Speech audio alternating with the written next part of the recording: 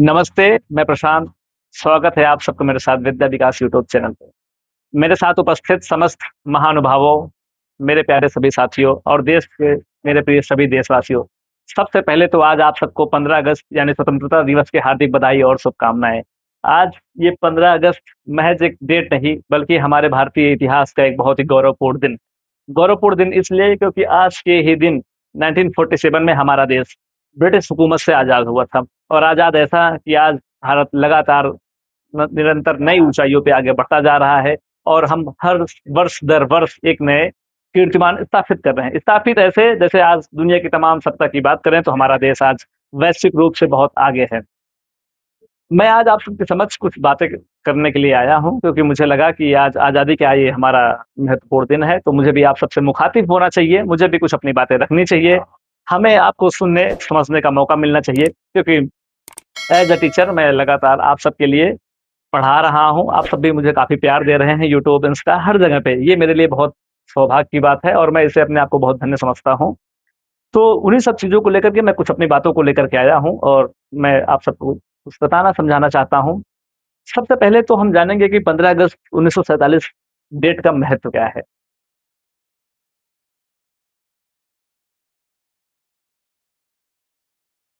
15 अगस्त 1947 यानी लगभग 200-300 वर्षों तक हमारे देश पे ब्रिटिश हुकूमत ने अपना राज्य किया और भारत जो कि सोने का चिड़िया कहा जाता था, उसको इस तरीके से खोखला किया अपनी ऐसी खराब नीतियों के कारण, अपने कुछ चंद फ़ायदों के लिए, अपने देश को मजबूत बनाने के लिए भारत जैसे एक जो हमेशा से सदियों से संवेदनशील जहाँ के लोग होते थे, जो अपने साथ-साथ सबके साथ अच्छा करने की भावना रखते थे, उन लोगों के मध्य ऐसा बीज बोया कि हम एक हमारा देश जो है इस ब्रिटिश हुकूमत की दंश में फँस करके रह गया और हमारा देश जो सोने की चिड़िया कहा जाता था, उसको लगातार खोखला किया और भारत को तबाह-बर्बाद करके रख दिया था ब्रिटिश ने।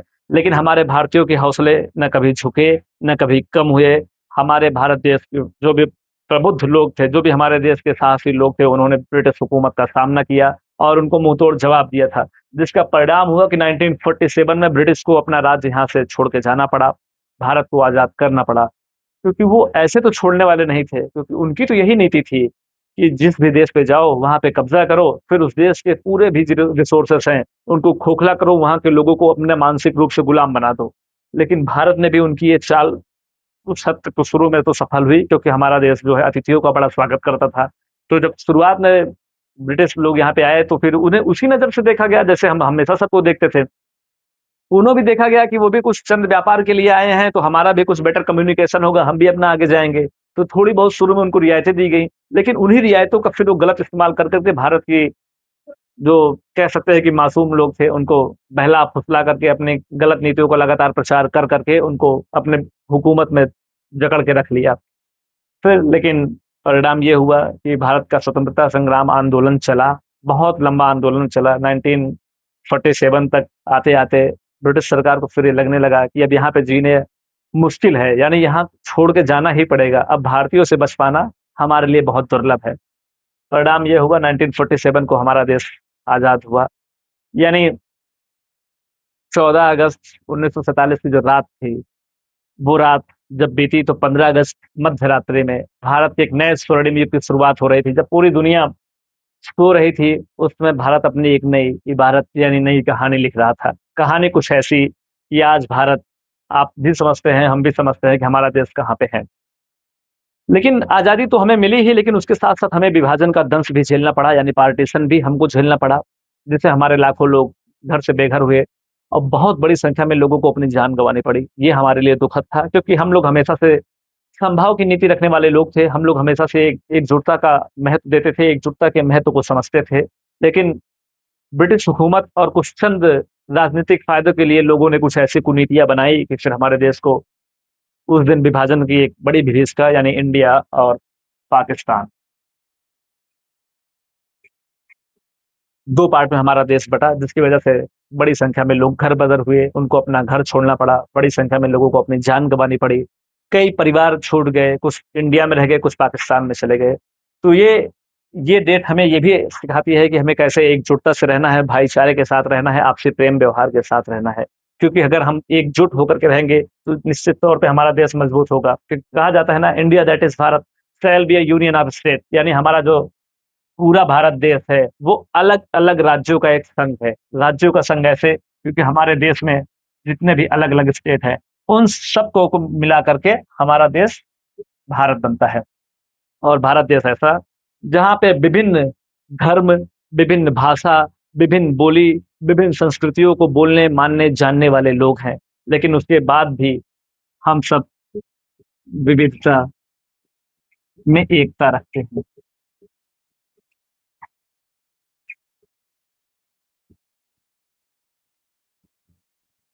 यानी इतना डाइवर्सिफाई होने के बाद भी हम सब एक हैं, क्योंकि अगर हम बात करें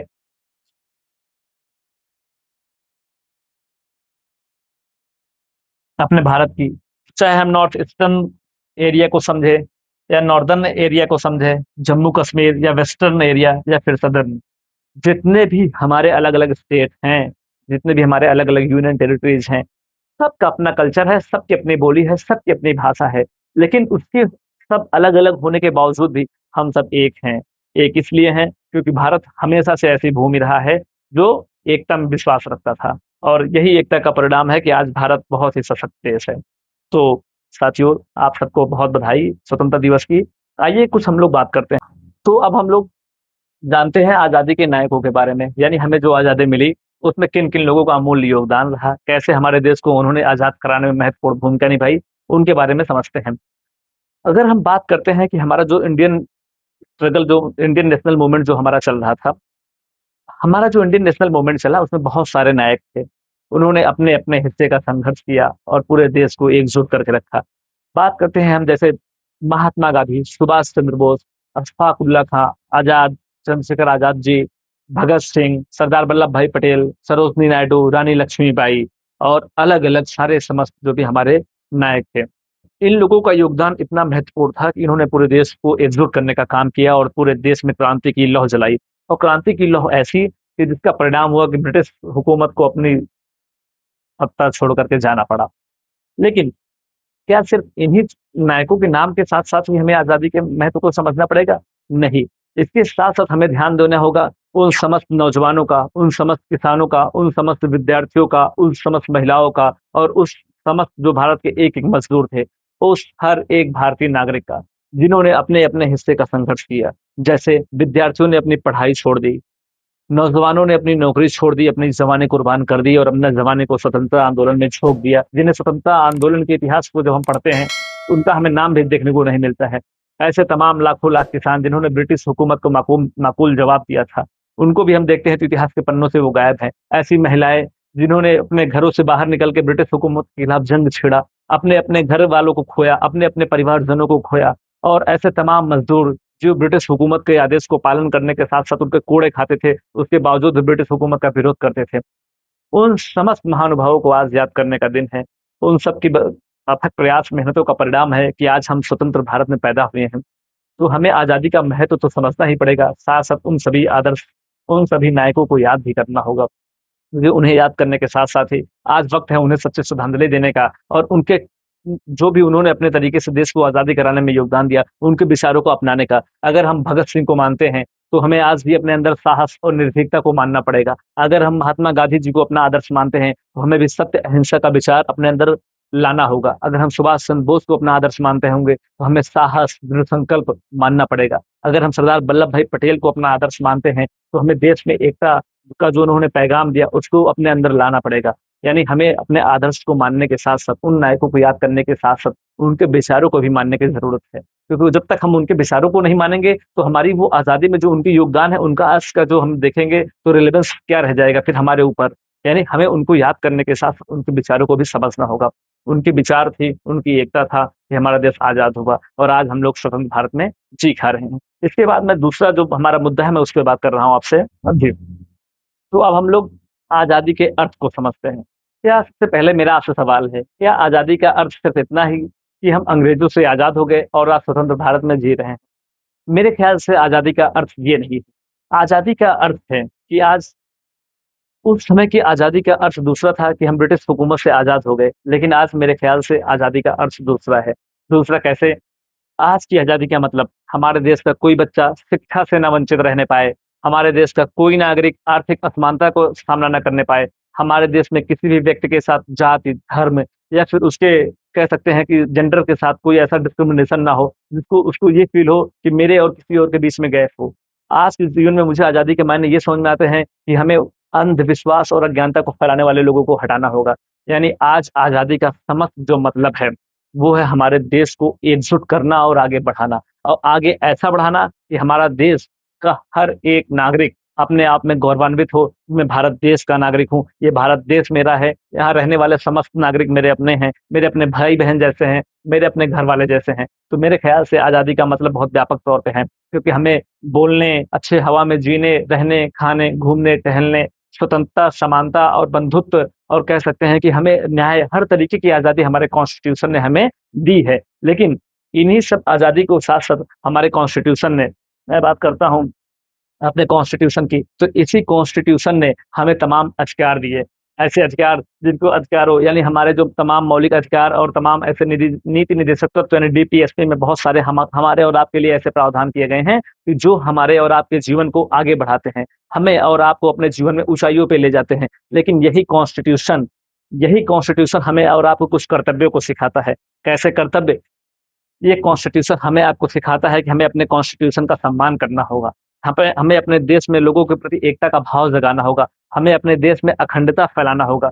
वैज्ञानिक दृष्टिकोण को दिखाना होगा। पर्यावरण की रक्षा करनी होगी। एक-दूसरे में समभाव का भाव रखना होगा और जो भी हमारे मौलिक कर्तव्य हमारे कॉन्स्टिट्यूशन में मेंशन है, उन सब के प्रति अपनी निष्ठा रखते हुए उनको अपने ऊपर आत्मसात करना होगा, अपने ऊपर धारण करना होगा। क्योंकि हम अपने अधिकारों के लिए तो सजग हैं, लेकिन अपने कर्तव्यों से भी हमें सजग होना होगा। यानी हमारा कॉन्स्टिट्यूशन हमें रहने, खाने, जीने और अपने जीवन का समस्त स्वरूप को अच्छा और विकसित बनाने का पूरा अधिकार देता है। लेकिन वही अधिकार हमको कर्तव्यों का भी ध्यान में रखना होगा, जिससे हम अपने देश का एक स्वतंत्र नागरिक बनने के साथ-साथ अपने देश को आगे बढ़ाने में पूरा अपना योगदान दें।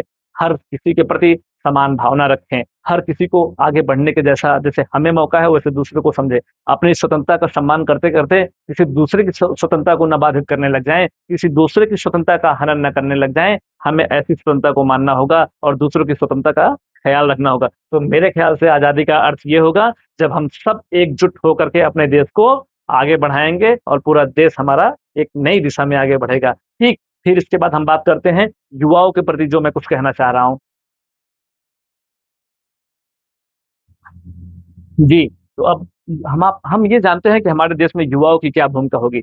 दोस्तों, साथियों, मैं ये समझता हूँ कि हमारे देश का भविष्य केवल हमारी संसद में नहीं लिखा जाएगा, बल्कि हमारे देश का भविष्य लिखा जाएगा स्कूलों में, कॉलेजों में, जो भी रिसर्च संस्थाएँ हैं यानी प्रयोगशालाओं में, खेतों में, खलिहानों में और देश के हर उस समस्त नागरिकों के सपनों में, जो अपने देश को लेकर के कुछ अच्छा, कुछ बड़ा, कुछ बेहतर करने की सोच रखते हैं। क्योंकि हमारा देश जब स्कूलों, कॉलेजों और प्रयोगशालाओं, खेतों, खलिहानों चारों तरफ जब संपन्न होगा, तब जाकर के हमारा देश आगे बढ़ेगा, हमारा देश विकसित बनेगा। तो संसद के साथ-साथ हम सबका भी कर्तव्य होगा। मैं अगर बात करता हूँ अपने देश में युवाओं की, तो हमारा देश युवाओं से संपन्न देश है। हमारे देश की सबसे बड़ी जो ताकत है, वो यही युवा हैं, क्योंकि हमारे देश में युवा आबादी बहुत ज़्यादा है और यही युवा अगर सही समय पे, सही ढंग से, सही राह पे चल दें, तो ये देश कमाल कर जाएगा। क्योंकि हम में से सबके मन में ख़्याल है अपने देश को लिए कुछ बड़ा करने का। देशभक्ति का मतलब केवल सीमा पे जो रह रहे हमारे जवान हैं, जिनके मन में हमारे लिए बहुत सम्मान है, सिर्फ़ वही नहीं, देशभक्ति वहीं जाकर के हम नहीं कर सकते हैं। देशभक्ति हम अपने बंद कमरों में रहने के साथ-साथ जिस जगह पे रह रहे हैं, वहाँ भी कर सकते हैं। अगर बतौर आप एक विद्यार्थी हैं, तो आपकी देशभक्ति वही मानी जाएगी कि आप ईमानदारी से पढ़ें। आप अपने गुरुजनों, माता-पिता और समस्त देश के जो नागरिक हैं, सबके प्रति सम्मान का भाव रखें।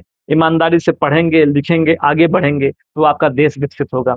अगर आप नौजवान हैं, कहीं रोज़गार कर रहे हैं, गवर्नमेंट जॉब में हैं, तो आपकी देशभक्ति का प्रमाण ये होगा कि आप जिस संवैधानिक पद या फिर जिस भी नौकरी पेशे में हैं, उस जगह अच्छे से ईमानदारी से काम करें, क्योंकि उस काम के बदले आपको एक धनराशि दी जा रही है, जिससे आपका जीवन चल रहा है। तो आपको भी चाहिए कि पूरी निष्ठा और ईमानदारी से अपने काम को करें। अगर हम बात करें अपने देश की जो महिलाएँ हैं, जो यूथ हैं, जो हमारी बहन और बेटियाँ हैं, उनकी मैं बात करूँ, तो उन्हें भी अपने अधिकार कर्तव्यों को समझना होगा। वो भी खूब मज़बूती के साथ अगर पढ़ाई कर रही हैं, तो पढ़ाई करें, अगर जॉब कर रही हैं, बढ़िया जॉब करें। दिन-प्रतिदिन अपने आप को अच्छा बनाने की लगातार अपने मन में प्रेरणा रखें और आगे बढ़ने की संकल्प रखें, क्योंकि अगर वो आगे बढ़ेंगी, तो निश्चित तौर पे कहा जाता है अगर एक महिला शिक्षित होती है, तो पूरा परिवार पढ़ा-लिखा होता है। तो अगर एक महिला पढ़ लिख के आगे बढ़ेगी, पूरा परिवार आगे बढ़ेगा, पूरा परिवार आगे बढ़ेगा, तो पूरा देश हमारा आगे बढ़ता जाएगा। तो हमारे देश में युवाओं की भूमिका बहुत ज़्यादा है। तो युवाओं को चाहिए कि वो ईमानदारी के साथ, लगन के साथ, निष्ठापूर्वक अपने कर्तव्यों को पहचाने और अपने कर्तव्यों पे दृढ़ संकल्पित रहे और अपने कर्तव्य को करे। मैं एक अध्यापक हूँ, तो मेरा पेशा होना चाहिए कि मैं ईमानदारी से आप सबको पढ़ाऊँ। मैं अगर आपके लिए खड़ा होता हूँ, एक वीडियो बनाता हूँ, तो मेरी पूरी प्रेरणा ये होनी चाहिए, मेरा पूरा मनोबल ऐसा होना चाहिए कि मैं आपके लिए अपना 200% दूँ। क्योंकि 200% मैं दूँगा, मुझे जिन चीज़ों को समझ है, मैं उन सबको आपके सामने प्रसारित करूँगा। वो निश्चित तौर पे आपके लिए लाभदायी होगा, क्योंकि जो चीज़ें आपके लिए लाभदायी होंगी, उनसे आपका जीवन आगे बढ़ेगा। तो मेरा कहने का मतलब बस इतना सा है कि हर किसी को अपना पहचानना पड़ेगा कर्तव्य, और अगर अपने कर्तव्य की पहचान है और उसमें ईमानदारी आ जाए, तो निश्चित तौर पे ओवरऑल जो एक हमारी चेन है, जो हमारा सर्कल है, हर आदमी अच्छा करेगा, और हर आदमी अच्छा करेगा, तो हमारा देश आगे बढ़ेगा। और हमें अपनी भूमिका को पहचानना पड़ेगा, क्योंकि हम अपनी भूमिका को जब तक नहीं पहचानेंगे, तब तक हम क्लासिफ़ाई ही नहीं कर पाएँगे असल मामले में हमें करना क्या है, ठीक? तो हमारा देश युवा प्रधान देश है, युवाओं के हाथों बहुत बल है। युवा जिधर डोल जाता है, उस ओर पूरा ज़माना डोल जाता है। कहते हैं ना कि जिस ओर जवानी चलती है, उस ओर ज़माना चलता है। तो युवाओं को भी अपनी समझ इतनी है, हमारे देश का हर एक नागरिक, मुझे अच्छे से पता है, सब पढ़े-लिखे समझदार हैं, उन्हें अपने कर्तव्यों की पहचान है। मैं यहाँ पे खड़ा हूँ, आपके समक्ष बात कर रहा हूँ, क्योंकि मुझे पता है कि आप सब भी मेरे से कई गुना ज़्यादा इन चीज़ों को अच्छे से समझ रहे होंगे, क्योंकि आपको भी अपने कर्तव्यों की पहचान है। लेकिन मेरा काम है आप सबको बताना, जगाना और आप सबके मन में एक भाव पैदा करना कि आज स्वतंत्रता दिवस के इस अवसर पे आप सबके मन में भी थोड़ी-सी प्रेरणा बने। आप दृढ़ संकल्पित हों कि देश को आगे बढ़ाने के लिए लगातार आप भी संकल्पित रह कर के प्रेरणा के साथ आगे बढ़ते रहें और देश में अपनी भूमिका अदा कराते रहें। क्योंकि मैं अगर बात करूँ, तो मेरी एक बहुत मेरी जो पसंदीदा कविता है, उनकी कविता की कुछ लाइनें हैं जो मेरी सबसे पसंदीदा कविताओं में हैं, जो अपने स्व की प्रेरणा, अपनी भूमिका का एहसास कराती है, अपने कर्तव्यों के प्रति हमें सजग बनाती है। वो कविता की कुछ पंक्तियाँ हैं जो मैं आप सबके समक्ष रखना चाह रहा हूँ कि कविता कुछ ऐसी है कि चाहता तो बच सकता था, लेकिन कैसे बच सकता था? जो बचेगा वो कैसे रचेगा? पहले मैं झुलसा फिर धधका छिटकने लगा, चाहता तो कराह सकता था, लेकिन कैसे कराह सकता था? जो कराहेगा वो कैसे निभाएगा? यानी इन कविता की पंक्तियों का भाव ये है कि अगर मैं चाह लूँ, तो मैं बच सकता हूँ। अपने आप को मैं छुपा सकता हूँ दुनिया ज़माने की नज़र से, अपने कर्तव्यों से, लेकिन कैसे बच सकता हूँ? अगर मैं ही कराहूँगा, तो मैं दुनिया को कैसे निभाऊँगा? यानी दुनिया को कैसे मैं आगे बढ़ाऊँगा? दुनिया को कैसे दुःख, तकलीफ़, परेशानियों को दूर करेगा? यानी ये कविता हमारी पसंदीदा इसलिए भी है, मुझे इसलिए भी अच्छी लगती है, क्योंकि मुझे अपनी भूमिका का एहसास कराती है। मुझे पता चलता है, मुझे अपने स्व को पहचानने के साथ-साथ अपने कर्तव्य को भी पहचान करनी होगी, अपनी भूमिका की पहचान करनी होगी और अपने आप को भी उस दिशा में आगे बढ़ाना होगा, जिससे हमारा देश निरंतर प्रगति के पथ पे रहे। तो ये मेरा आज का संदेश था आपके सबके समक्ष। आप सबको पुनः स्वतंत्रता दिवस की बहुत बधाई। आज हमारा देश अपना 80th यानी 80वाँ स्वतंत्रता दिवस मना रहा है। ये हम सबके लिए बहुत गौरवान्वित पल है। हम सब बहुत खुशी हैं, क्योंकि उस आज़ादी को हम लोग तो नहीं झेल पाए उस समय की, क्योंकि उस समय हम लोग आज़ाद भारत के नागरिक हैं, आज़ाद भारत में पैदा हुए। लेकिन वो कहानी कुछ और रही होगी, वो रात, वो सुबह कुछ और रही होगी। वो सुबह हर एक भारतीयों की चेहरे की चमक जो रही होगी ना, वो हम सबके चेहरे पे नहीं आ सकती। हम लोग बस उसे महसूस कर सकते हैं, अपने अंदर वो भाव ला सकते हैं। लेकिन उन्हीं भावों, उन्हीं कर्तव्यों, उन्हीं महापुरुषों के आदर्शों को अपने मन में सँजोते हुए हम सब आज दृढ़ संकल्पित होंगे कि अपने देश को निरंतर आगे बढ़ाने का काम करेंगे और वैश्विक पटल पे भारत की जो खोई हुई पहचान थी, उसे पुनः सोने की चिड़िया बनाने के साथ-साथ भारत को दुनिया का हर एक मामले में, अर्थव्यवस्था के मामले में, एनवायरनमेंट के मामले में, टेक्नोलॉजीज़ के मामले में या फिर एम्प्लॉयमेंट के मामले में, जितनी भी चीज़ें हो सकती हैं, मेडिसिन के मामले में या फिर किसी भी मामले में हम अपने देश को वैश्विक पटल पे मेरी और आप सबकी हमेशा ये कोशिश होगी कि हम उसको आगे बढ़ाएँ, ताकि हमारा देश भी कल को कहा जाए कि भारत एक बहुत पावरफुल देश है। दुनिया हमारे देश का नाम सुने तो उसके मन में एक भाव आए कि अरे इंडिया की बात हो रही है। ठीक, इन्हीं सब शब्दों के साथ मैं आज आपके लिए बस इतना ही बोलूँगा। आप तो अपना ख्याल रखें। आप सबको पुनः आज़ादी की बहुत शुभकामनाएँ। Thank you so much.